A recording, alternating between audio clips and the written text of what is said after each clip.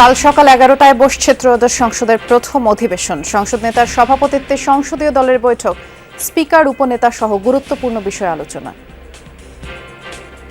Speaker এবং deputy speaker নির্বাচনের ক্ষেত্রে আমরা সংসদ নেতাকে দায়িত্ব দিয়েছি, সিদ্ধান্তটা তিনিই দেবেন। আগামীকালকে আমরা জানতে পারবো। জুলাই সংস্কারের যে প্রস্তাব, সেই প্রস্তাবটা পুরোপুরি বাস্তবায়ন হোক। এর আলোকে বিরোধী দলের যতটুকু পাওনা আমরা অতটুকু চাই, এর বেশি চাই না।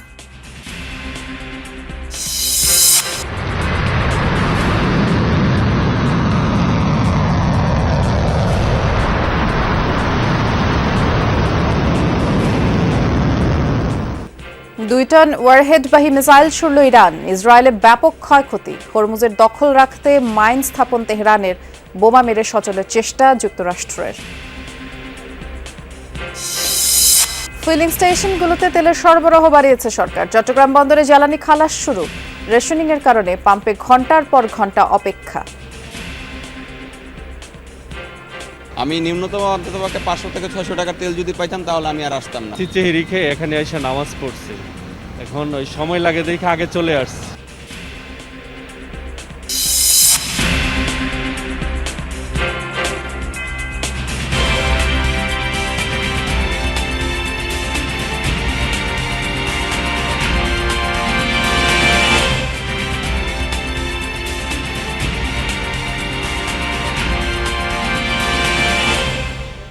শুভেচ্ছা, আমন্ত্রণ যমুনা নিউজে। নুসরাত বৃষ্টির সাথে আছি। শিরোনামগুলো শুনছিলেন। আগামীকাল সকাল 11টায় ত্রয়োদশ জাতীয় সংসদের প্রথম অধিবেশন বসবে। এই সংসদে স্পিকার ও ডেপুটি স্পিকার নির্বাচন করা হবে। তাদের শপথ পাঠ করাবেন রাষ্ট্রপতি মোহাম্মদ শাহাবুদ্দিন। সংসদ নেতার প্রারম্ভিক বক্তব্যের মধ্য দিয়ে অধিবেশন শুরু হবে বলে জানিয়েছেন স্বরাষ্ট্রমন্ত্রী সালাউদ্দিন আহমদ। সংসদ নেতা ও প্রধানমন্ত্রী তারেক রহমানের সভাপতিত্বে সংসদীয় দলের বৈঠক শেষে কথা জানান তিনি। জাতীয় সংসদ ভবনে বেলা 11টায় সরকার দলীয় সভাকক্ষে সভা শুরু হয়। পরে ব্রিফিং করেন চিফ হুইপ মোহাম্মদ নুরুল ইসলাম। জানান, খালি চেয়ার দিয়ে সংসদ অধিবেশন শুরু হবে। প্রধানমন্ত্রী প্রথম অধিবেশনের একজন সভাপতির নাম প্রস্তাব করবেন। সংসদ সমর্থন করলে তার সভাপতিত্বে শুরু হবে সভা এবং স্পিকার ও ডেপুটি স্পিকার নির্বাচিত হবেন। চিফ হুইপ বলেন, এবারের সংসদ হবে জনগণের কাঙ্ক্ষিত সংসদ। কার্যকর, দায়িত্বশীল, প্রাণবন্ত সংসদে পরিণত করাই সরকারের লক্ষ্য বলেও জানান তিনি। আর সংসদে বিরোধী দলের গঠনমূলক ভূমিকা ও সহযোগিতার প্রত্যাশা করেন চিফ হুইপ। জনপ্রত্যাশা নিয়ে আমরা কথা বলবো এবং শহীদের আকাঙ্ক্ষা পূরণের জন্য আমরা কথা বলবো এবং সমস্ত কিছু জুলাই জাতীয় সনদে যা কিছু আমরা সম্মত হয়েছে সব কিছু আমরা ধারণ করবো ইনশাআল্লাহ। আমরা সিদ্ধান্ত দিয়েছি, সংসদে আমাদের সংসদীয় দল সিদ্ধান্ত দিয়েছে, মাননীয় নেতা স্পিকার এবং ডেপুটি স্পিকার নির্বাচন নির্ধারিত করবেন এবং এটাকে আগামীকালকে আমরা জানতে পারবো। জুলাই সনদের যেই প্রস্তাব তা পুরোপুরি বাস্তবায়ন হোক বলে জানিয়েছেন বিরোধী দলীয় নেতা ডাক্তার শফিকুর রহমান। বলেছেন, এর আলোকে বিরোধী দলের যতটা পাওনা ততটাই চান তারা। জামায়াত ইসলামী নেতৃত্বাধীন বিরোধী দলের সংসদীয় কমিটির সভা শেষে তিনি বলেছেন, ডেপুটি স্পিকার নিয়োগের জন্য সরকারি দল থেকে প্রস্তাব দেওয়া হয়েছে, তবে এখনও সিদ্ধান্ত নেওয়া হয়নি। এদিকে সভা থেকে বের হয়ে বিরোধী দলীয় চিফ হুইপ ও এনসিপির আহ্বায়ক নাহিদ ইসলাম বলেছেন, সরকারি দল সংবিধান সংস্কার পরিষদের শপথ নেবেন এমন প্রত্যাশা। তবে জামায়াতের সেক্রেটারি জেনারেল মিয়া গোলাম পরোয়ার বলেছেন, ডেপুটি স্পিকারের নাম দেয়া বিষয়ে সরকারের প্রস্তাব আপাতত নাকচ করেছে জামায়াত সহ 11 দল। আমরা চাই জুলাই সংস্কারের যে প্রস্তাব, সেই প্রস্তাবটা পুরোপুরি বাস্তবায়ন হোক। এর আলোকে বিরোধী দলের যতটুকু পাওনা আমরা অতটুকু চাই, এর বেশি চাই না। ওই প্রস্তাবেই আছে যে একজন ডেপুটি স্পিকার বিরোধী দল থেকে হবেন। আমরা খণ্ডিতভাবে এটা চাচ্ছি না। আমাদের একটা দাবি আছে যে সংবিধান সংস্কার পরিষদের শপথ নেওয়া এবং এই সংসদটাকে সংবিধান সংস্কার পরিষদ হিসেবে কার্যকর করা। আমরা এই মুহূর্তে এইভাবে আমরা ডেপুটি স্পিকার তো নিতে চাইনি। সংসদে আলোচনা হবে, জুলাই সনদের প্রশ্নটা আগে নিষ্পত্তি হতে হবে। ইসরায়েলি ভূখণ্ডে এবং মার্কিন অবস্থান লক্ষ্য করে সবচেয়ে তীব্র এবং শক্তিশালী হামলা চালিয়েছে ইরান। মঙ্গলবার বহুল আলোচিত 2 টন ওয়ারহেড বহনকারী ক্ষেপণাস্ত্র ছোঁড়ে IRGC। ইরানি গণমাধ্যমের দাবি, এতে ব্যাপক ক্ষয়ক্ষতি হয়েছে তেল আবিব সহ বিভিন্ন স্থানে। হরমুজ প্রণালীর বিভিন্ন স্থানে ইরানি নৌযান লক্ষ্য করেও মার্কিন হামলা চলে। অঞ্চলটিতে 16টি মাইন বিছানোর জাহাজ ধ্বংসের দাবিও করেছে মার্কিন সেন্ট্রাল কমান্ড।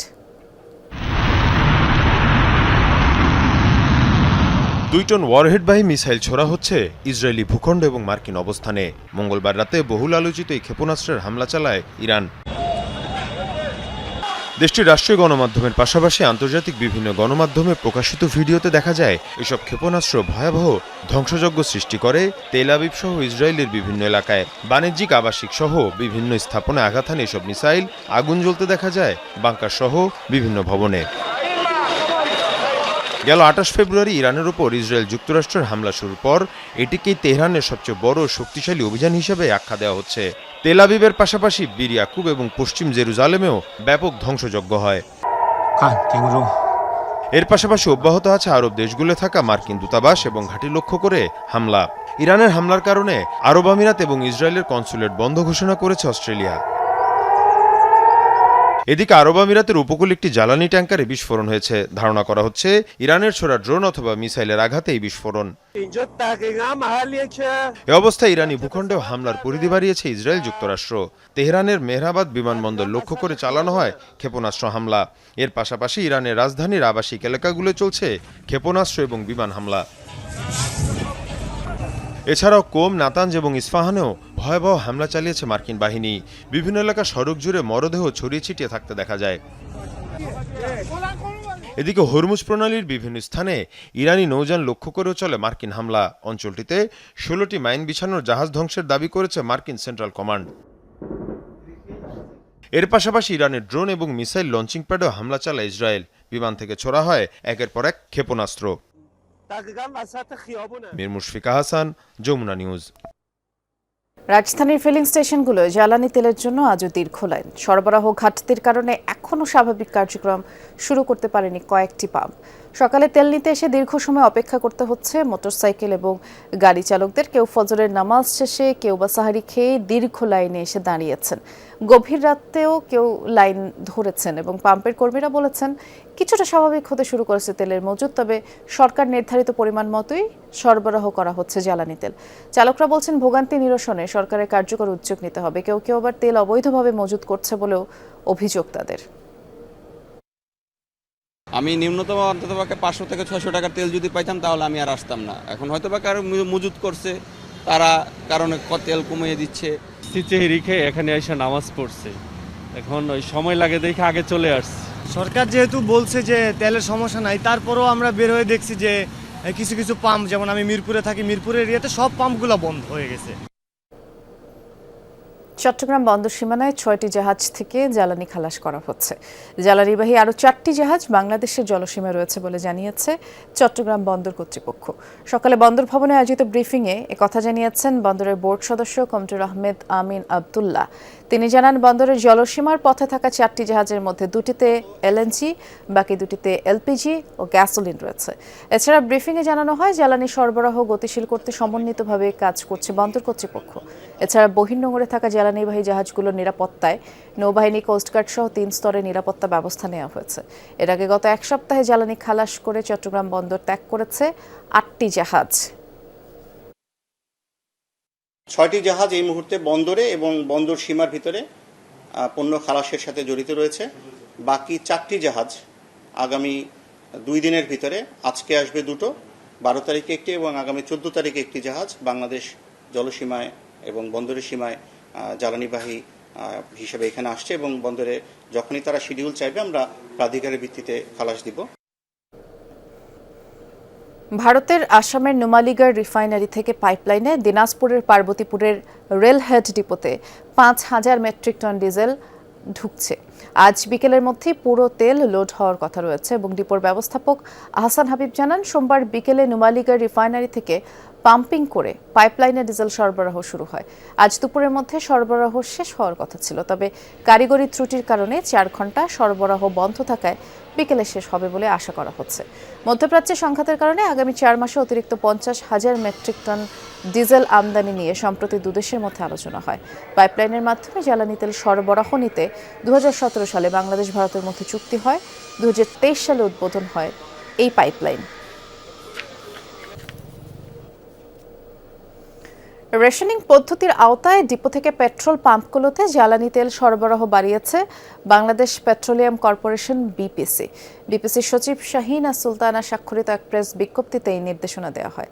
বলা হয়, এতদিন 25% কমিয়ে তেল সরবরাহ করা হলেও বর্তমানে 15% নামিয়ে আনা হয়েছে। চলমান বৈশ্বিক সংকটময় পরিস্থিতিতে দেশের জনগণের চাহিদা অনুযায়ী জ্বালানি তেল সরবরাহ স্বাভাবিক রাখতে বিপিসি জ্বালানি তেল সরবরাহ ও গ্রহণ সম্পর্কিত বিষয়ে নির্দেশনা প্রদান করে। ঈদযাত্রায় নিরাপত্তা ও ট্রাফিক জ্যাম কমানোর জন্য পুলিশ ব্যাপক প্রস্তুতি নিয়েছে বলে জানিয়েছেন ডিএমপি কমিশনার মোহাম্মদ সরওয়ার। এ সময় তিনি দুর্ঘটনা এড়াতে প্রতিটি দূরপাল্লার বাসে একাধিক চালক রাখতে মালিকদের প্রতি আহ্বান জানান।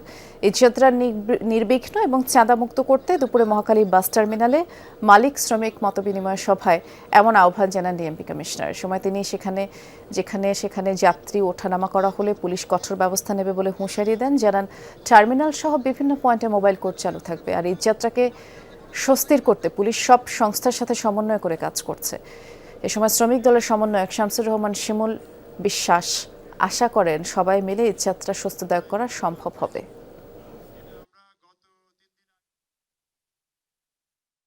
শুধু বাস টার্মিনাল না, লঞ্চ টার্মিনাল, রেলওয়ে সহ সব জায়গায় ব্যাপকভাবে পুলিশ মোতায়েন থাকবে আমাদের ঢাকাবাসীর ঈদযাত্রা সহজ করার জন্য।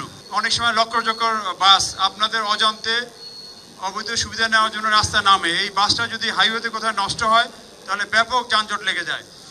এই লক্ষ বাস যাতে রাস্তা না নামে, এই জন্য আপনাদের সহযোগিতা কাম্য। রাজধানীর উত্তর বাড্ডায় একটি নির্মাণাধীন বাড়ির পুরনো সীমানা প্রাচীর ধসে গিয়ে 2 শিশুর মৃত্যু হয়েছে। আজ বেলা 11:30টায় রাজধানীর উত্তর বাড্ডার পূর্বাঞ্চল 10 নং লেন এলাকার রাস্তার পাশে এই দুর্ঘটনা ঘটে। মৃত আয়েশা মনিরের পিতা ইকবাল জানিয়েছেন, উপরের উল্লেখিত ঘটনাস্থলে 2জন শিশু বাচ্চা খেলা করার সময় হঠাৎ করে পাশে থাকা ওয়াল ভেঙে পড়লে 2জন ওয়ালের নিচে চাপা পড়ে। প্রতিবেশীরা খবর দিলে ঘটনাস্থল থেকে তাদের উদ্ধার করে ঢাকা মেডিকেলে জরুরি বিভাগে নিয়ে যাওয়া হয়। পরবর্তীতে কর্তব্যরত চিকিৎসক পরীক্ষা নিরীক্ষা শেষে তাদের মৃত ঘোষণা করেন। পুলিশ ময়নাতদন্তের জন্য বর্তমানে মৃতদেহ দুটি জরুরি বিভাগের মর্গে রেখেছেন। ওয়াল ভেঙে পড়ছে, এখানে একটা তলে নাকি ওনাদের লোক যেটি আসলে একটাও নাই সাইডে, মানে রানিং কিন্তু কাজ চলতেছে, একটাও নাই, সব পলাইছে।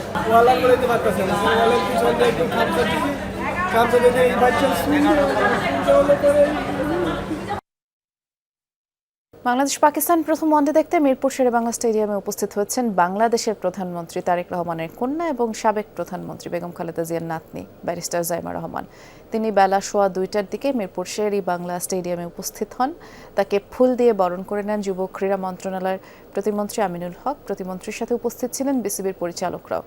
প্রতিমন্ত্রী নির্বাচিত হওয়ার পর এদিনই প্রথম বিসিবিতে আসেন আমিনুল হক। জাতীয় ফুটবল দলের সাবেক অধিনায়ককে বরণ করে নেন বিসিবি কর্তারা। বাংলাদেশ ক্রিকেট বোর্ডের 2025-এর নির্বাচনে অনিয়ম, কারসাজি, ক্ষমতার অপব্যবহারের অভিযোগের প্রেক্ষিতে 5 সদস্যের একটি তদন্ত কমিটি গঠন করেছে জাতীয় ক্রীড়া পরিষদ। এই কমিটির সভাপতি হিসেবে দায়িত্ব পালন করছেন অবসরপ্রাপ্ত বিচারপতি এ.কে.এম. আসাদুজ্জামান। কমিটির অন্যান্য সদস্যরা হলেন যুব ক্রীড়া মন্ত্রণালয়ের অতিরিক্ত সচিব মোহাম্মদ সালিম ফকির, ডিএমপির অতিরিক্ত পুলিশ কমিশনার মোহাম্মদ নাসিরুল ইসলাম, নিরপেক্ষ ক্রীড়া সাংবাদিক এ.টি.এম. সাইদুজ্জামান, ব্যারিস্টার সালেহ আকরাম স্নাত। কমিটির মূল লক্ষ্য বিসিবি নির্বাচন সংক্রান্ত অভিযোগগুলো নিরপেক্ষভাবে তদন্ত করে কোনো অনিয়ম বা বিধি বহির্ভূত কার্যক্রম সংঘটিত হয়েছে কিনা তা খতিয়ে দেখা, পাশাপাশি ভবিষ্যতে নির্বাচনী প্রক্রিয়ায় স্বচ্ছতা, জবাবদিহিতা নিশ্চিত করার জন্য প্রয়োজনীয় সুপারিশ প্রদান। কমিটিকে 15 কার্যদিবসের মধ্যে তাদের তদন্ত প্রতিবেদন যুব ক্রীড়া মন্ত্রণালয়ে জমা দিতে বলা হয়েছে। কিডনি রোগের চিকিৎসা অত্যন্ত ব্যয়বহুল হলেও রোগ নির্ণয়ের ব্যয় নামমাত্র, তাই রোগ নির্ণয়ে অধিক গুরুত্ব দিতে হবে বলেছেন বক্তারা। সকালে বাংলাদেশ রেনাল অ্যাসোসিয়েশনের উদ্যোগে বিশ্ব কিডনি দিবস 2026 উপলক্ষে আলোচনা সভা অনুষ্ঠিত হয়েছে। কিডনি দিবসকে সামনে রেখে বক্তারা বলেছেন, একটি পরিবারে কিডনি চিকিৎসা অত্যন্ত ব্যয়বহুল। এই ব্যয়ভার শুধু রোগীর পরিবারের উপর নয়, বরং এই চিকিৎসা সাপোর্ট দেয়া সমগ্র জাতির জন্য, সরকারের জন্য এটি অত্যন্ত দুরূহ কাজ। এবং এ সময় স্বাস্থ্যসেবার অভিভাবক হিসেবে স্বাস্থ্য মন্ত্রণালয়কে কিডনি রোগে প্রতিকারের ব্যাপারে যথোপযুক্ত ব্যবস্থা নেওয়ার আহ্বান জানান বক্তারা। আরও বলেন, আশার বিষয় হলো কিডনি রোগের চিকিৎসা যতটা ব্যয়বহুল, কিডনি রোগ নির্ধারণ কিন্তু ততটাই সহজ একটি প্রক্রিয়া।